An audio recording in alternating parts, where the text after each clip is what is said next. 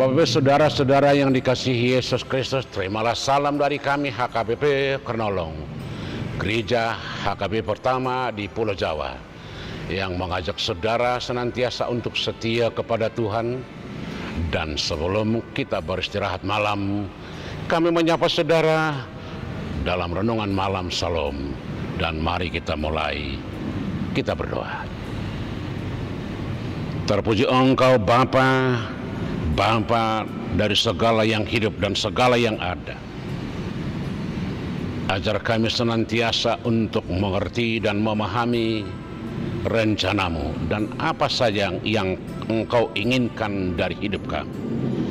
Sebelum kami beristirahat malam ini, kami ingin bersama-sama dengan Engkau di dalam firman-Mu. Berfirmanlah Bapa kami, karena kami anak-anak-Mu akan mendengarkannya. Di dalam Yesus kami berdoa. Amin.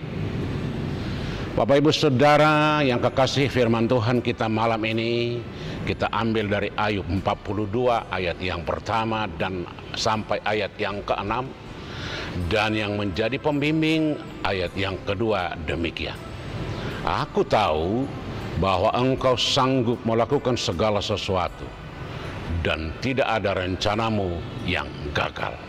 Demikian firman Tuhan. Saudara-saudara, kehidupan dan alam merupakan tempat belajar yang paling baik bagi kita. Dari perjalanan manusia kita belajar kehidupan, dan dari alam kita memahami betapa masih banyak yang belum kita mengerti.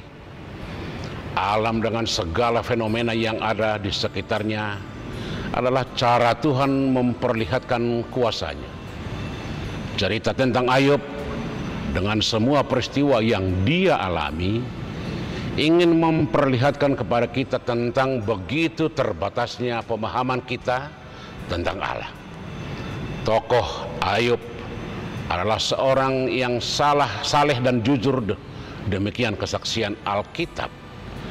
Tetapi harus mengalami penderitaan yang sangat berat, di mana anak-anak mati, harta benda habis, istri juga meninggalkannya, dan semua sahabat mempersalahkannya. Walau sebenarnya penderitaan Ayub bukanlah akibat dari perbuatan dan kesalahannya sendiri, karena menurut cerita Alkitab, Ayub adalah salah seorang yang saleh dan jujur. Pertanyaan sekarang, mengapa orang saleh dan jujur harus menderita? Apakah mungkin orang yang tidak bersalah harus menerima hukuman? Betapa tidak adilnya Tuhan, mungkin demikian yang muncul dalam benak kita. Apakah wajar seseorang harus menanggung penderitaan sementara dia saleh dan jujur? Apakah masuk akal seseorang hanya menerima hukuman dan kesalahan yang tidak dibuatnya? Mengapa orang baik harus menderita? Mengapa orang jujur harus menghadapi penderitaan? Inilah pergumulan orang percaya hingga hari ini. Saudara-saudara, sebenarnya cerita tentang Ayub adalah cerita bagaimana manusia harus berhadapan dengan segala tantangan yang ada di dunia ini. Godaan-godaan, cobaan-cobaan sebenarnya datang dari diri sendiri, dari orang-orang di sekitar kita, dari alam, dari sahabat, dan mungkin keluarga yang dipakai iblis untuk merusak iman dan percaya kita. Tetapi cerita Ayub adalah salah satu contoh yang luar biasa. Walaupun dia menderita, walaupun dia mengalami segala pergumulan yang begitu hebat, dia tidak pernah mundur, dia tidak pernah goyah, dia tidak pernah beralih dari iman percaya. Karena dia tahu dan sadar betul, apapun yang dia miliki, apapun dia punya, itu berasal dari Tuhan.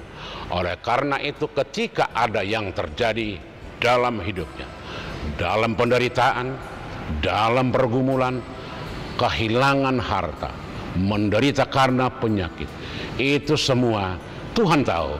Tuhan tidak pernah meninggalkannya. Tuhan tidak pernah lupa dengan ciptaannya. Makanya dia tahu, dia berkata, Aku tahu bahwa Engkau sanggup melakukan segala sesuatu dan tidak ada rencanamu yang gagal.